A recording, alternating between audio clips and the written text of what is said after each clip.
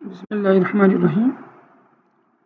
یہ سوال احادیث کا ہماری عملی زندگی سے تعلق ہے۔ اس میں 2 حدیثیں دی جاتی ہیں، ان کا ہماری عملی زندگی سے تعلق پوچھا جاتا ہے، اور ایک جنرل سوال حدیث کے اوپر ہوتا ہے۔ تو اس کا عام طور پر لکھنے کا طریقہ کار یہ ہوتا ہے، سب سے پہلے دیکھیں حدیث کس کے بارے میں، اس کا موضوع کیا ہے، سینٹرل آئیڈیا کیا ہے۔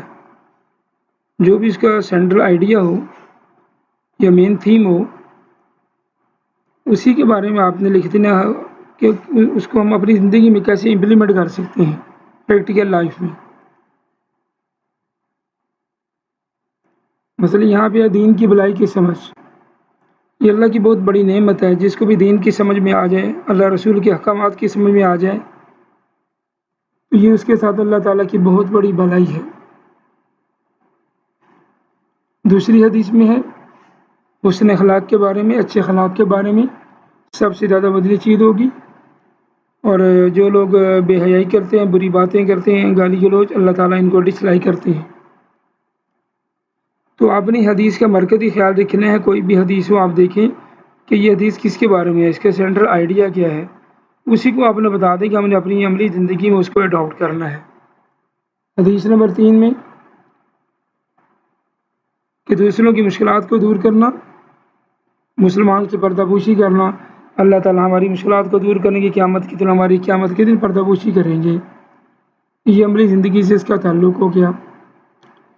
چوتھی حدیث ہے 5 چیزیں ہیں، ان کے بارے میں سوال ہوگا کہ ہم نے ان پہ اپنی عملی زندگی میں کتنا عمل کیا، اور اس وقت ہم حساب کتاب کی جگہ سے دور نہیں ہو سکتے جب ان کا جواب نہ دے دیں۔ اپنا احتساب کرنا ہے، ہم نے سیلف اسیسمنٹ کرنی ہے۔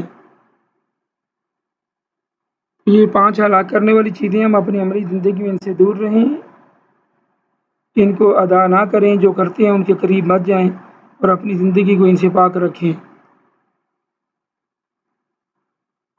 حدیث نمبر 6، تم میں سے کوئی برائی کو دیکھے تو اس کو روک دیں، ہاتھ سے، زبان سے، دل سے۔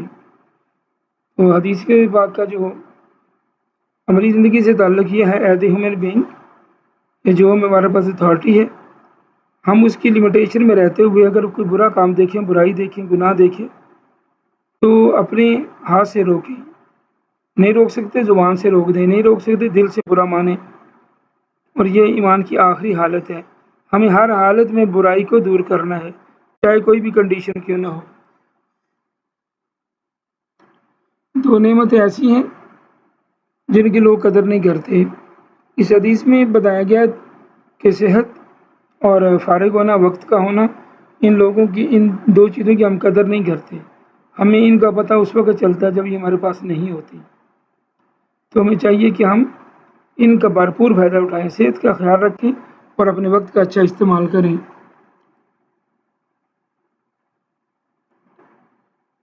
حلال بھی واضح اور حرام بھی واضح ہے۔ بات چیزیں جو ہوتی ہیں وہ ڈاؤٹ پہ ہوتی ہیں، تو حدیث کے مطابق اگر کوئی چیز شک میں ڈال دی ہے نہ، ہم اس کو چھوڑ دیں۔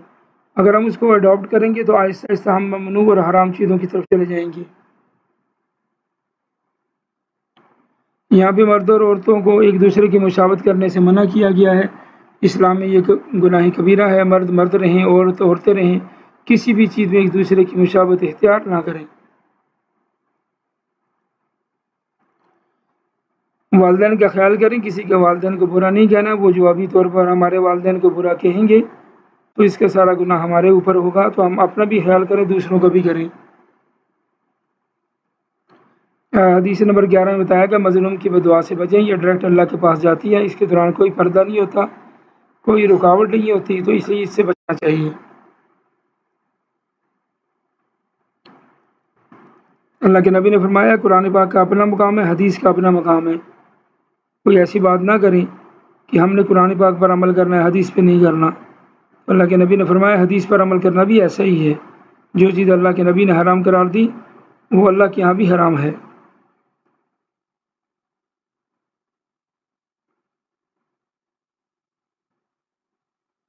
جو چیز انسان کو شک میں ڈال دے ڈیلی لائف میں، ہم اس کو چھوڑ دیں کہ حلال ہے، حرام ہے، میرے لیے ٹھیک ہے، یہ نہیں ہے۔ اگر ہم شک کا فائدہ اٹھا کے چیزوں کو استعمال کرنا شروع کریں گے پھر آہستہ آہستہ ہم ناجائز اور حرام کاموں میں پڑ جائیں گے۔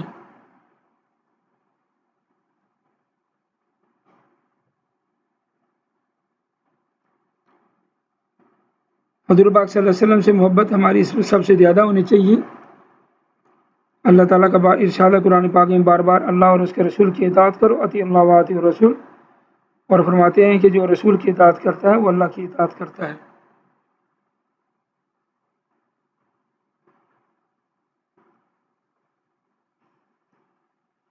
یہاں ہمیں ایک ترتیب سکھائی گئی ہے کہ مرکزی خیال کیا سب سے بہتر عمل جو ہے وقت پہ نماز پڑھنا ہے، اور والدین کے ساتھ اچھا سلوک کرنا ہے، اللہ کی راہ میں جہاد کرنا ہے، یہ بہترین کام ہے۔ دنیا میں جب بھی ہمارے سامنے یہ کام آ جائیں ہم ویل ان ٹائم ان کو کریں، ان میں تاخیر یا ڈیلے نہ کریں، کیونکہ یہ بہترین کام ہے اللہ کے ہاں۔ تو ایک بار پھر آپ سے بتا دیتے ہیں، چونکہ آپ کا ایگزام قریب ہے، صبح پیپر ہے آپ کا، تو آپ نے ان احادیث کو 2-3 بار ترجمے کو پڑھنا ہے، اور آپ نے یہ دیکھنا ہے کہ اس کا سینٹرل آئیڈیا کیا ہے، مین تھیم کیا ہے۔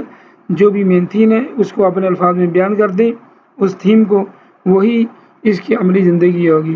اور اس کے علاوہ ترجمے کے اندر سے کوئی سوال پوچھا جائے گا، آپ غور سے ترجمے کو پڑھیں گے تو بڑی آسانی سے اس کا جواب ہو جائے گا۔ اللہ تعالیٰ آپ کو بہترین نمبروں سے پاس فرمائے۔ السلام علیکم ورحمۃ اللہ وبرکاتہ۔